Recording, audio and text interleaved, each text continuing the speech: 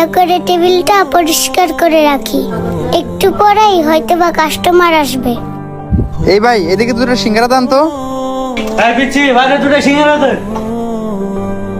ঠিক আছে মহাজন সাহেব, আমি দিতাছি। এই প্লেটে করে 2টা সিঙ্গারা দিয়ে আসি, একটু তাড়াতাড়ি যাই, মহাজন আবার চিল্লাচিল্লি করবে। এই যে আপনার সিঙ্গারা। মারিয়া, তুমি এইখানে? আর তুমি কদিন ধরে স্কুলে যাও না কেন? মানে স্যার? মানে বুঝতেছো না? তুমি কদিন ধরে স্কুলে যাও না? স্কুল ফাঁকি দিয়ে এই জায়গায় কাজ করতেছো নাকি? কি ব্যাপার মারিয়া, চুপচাপ হয়ে আছো কেন? আসলে কাহিনীটা কি, আমাকে একটু খুলে বলো তো। স্যার, আমার বাবা বলছে আজকে থেকে তোর স্কুলে পড়তে হবে না। আমার একটা পরিচিত হোটেল আছে, সেই হোটেলে কালকে থেকেও কাজ করবি। তাই তো স্যার, আমি স্কুলে না গিয়ে এই হোটেলে কাজ করতেছি। চুপ করো মারিয়া, বুঝতে পারছি এটা তোমার স্কুল ফাঁকি দেওয়ার ধান্দা। আর তোমার বাবাকে তোমাকে কাজ করার জন্য পাঠাচ্ছে না? দাঁড়াও, আমি তোমার বাবার সাথে কথা বলতেছি। স্যার, আমার বাবাকে বলে কি লাভ হবে? আমার বাবাই তো আমাকে স্কুলে যাইতে না করছে। সে নাকি আমার আর পড়াশোনার খরচ দিতে পারবে না, আর তার কথাতেই আমি এই হোটেলে কাজ করতেছি। কি মারিয়া, তুমি সত্যি বলতেছো নাকি? তোমার বাবা তোমাকে এই কথা বলছে, তোমাকে পড়াশোনা করাবে না?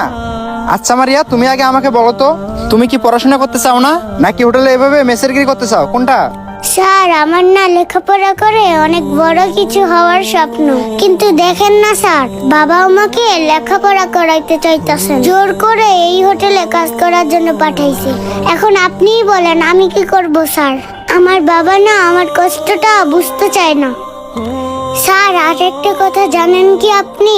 আমার বাবা না প্রত্যেকদিন নেশা পানি করে আইয়া মাকে মারধর করে, মাঝে মধ্যে আমাকেও মারে।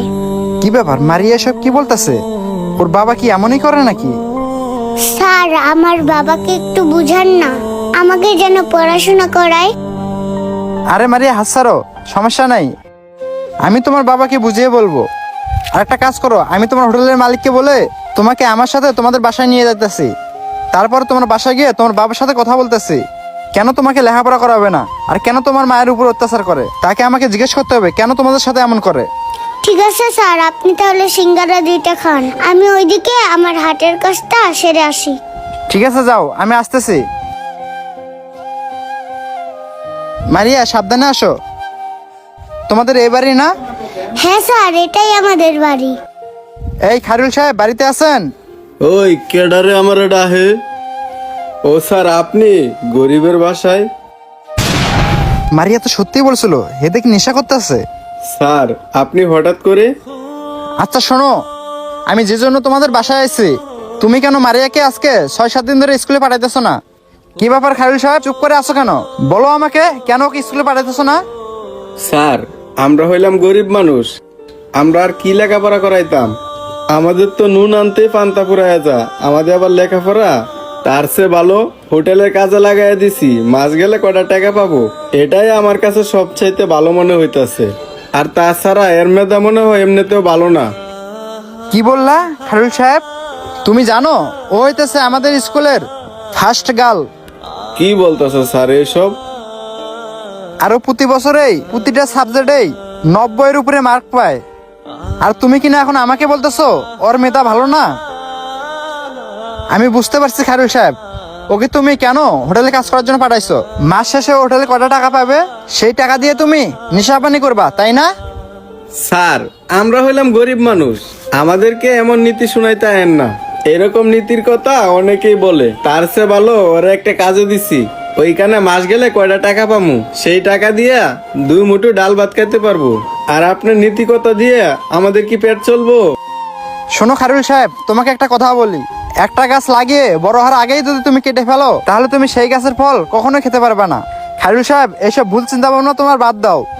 তোমার মেয়ের এখনো উজ্জ্বল ভবিষ্যৎ পড়ে আছে, এখনই যদি তুমি তার কাছ থেকে ইনকাম খেতে চাও, তাহলে তোমার এটা একটা একদমই ভুল ধারণা। দেখো খায়রুল সাহেব, তোমার মেয়েটার না লেখাপড়া করার অনেক ইচ্ছে, আর তাছাড়া ওর মেধাও অনেক ভালো। আর মারিয়া হইতেছে ওর ক্লাসের ফার্স্ট গার্ল। এই বয়সে মেয়েরা একটু দুষ্টামো ফাজলামো করবেই, তাই বলে কি তুমি ওর লেখাপড়া বন্ধ করে দেবা? শোনো খায়রুল সাহেব, এরা হইতেছে আগামী দিনের ভবিষ্যৎ। আর আমি খোঁজ নিয়ে জানতে পারছি তুমি নেশাপানি করে সারাদিন এভাবে বাসায় শুয়ে থাকো, কোনো আয় উপার্জন করো না। এটা কিন্তু একটা পুরুষ মানুষের জীবন না খায়রুল সাহেব। নিজে ইনকাম করে একটু ফ্যামিলি চালানোর চেষ্টা করো। খায়রুল সাহেব, আশা করি আমি তোমাকে যেসব কথা বলছি সেগুলো তুমি বুঝতে পারছো। তুমি একটু ঠিক মতো কামাই রোজগার করো আর তোমাদের ভবিষ্যতের কথা ভাবো। আজকে থেকে তুমি আর ওকে হোটেলে কাজ করতে পাঠাইবা না, নিয়মিত স্কুলে পাঠাইবা। এত সুন্দর একটা ফুটফুটে মেয়েকে তুমি কিভাবে হোটেলে কাজ করার জন্য পাঠাইছিলে খায়রুল সাহেব? স্যার, আজকে আপনি আমাকে যে সুন্দরভাবে বুঝাইছেন, এমন করে আজ পর্যন্ত আমাকে কেউ বুঝায় নাই। স্যার, আমি আপনাকে কথা দিতেছি, আর আজকের পর থেকে কখনো আমি নেশা করব না। এই যে আপনার সামনে ফালাই দিতেছি। আর একটা কথা স্যার, আমার যতই কষ্ট হোক না কেন, আজকে তাইকে ওরে আমি ঠিক মতো লেখাপড়া করামু, আর ওরে লেখাপড়া করে মানুষের মতো মানুষ করব।